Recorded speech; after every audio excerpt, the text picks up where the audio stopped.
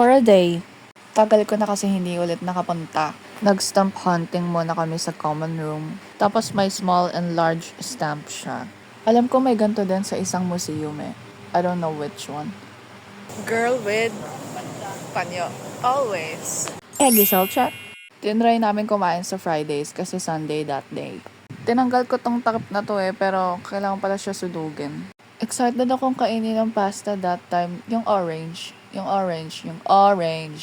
Inuna kong itry yung parang pizza na tostada. Tapos dalawa lang kinain ko kasi gusto ko itry lahat. Salad yung pinakamarami ako nakain that time kasi puro chicken ang aking kinain yesterday. So, Kung kala nandito na ako sa 86, saka naman ako walang makeup. Ayun lang! Iiyak ako. panood mo na yan? Di pa. Paano? Pati dito, hinahabol ako ng psychology. Yung pagkakaayos ang cute. Gets ba? This is my style.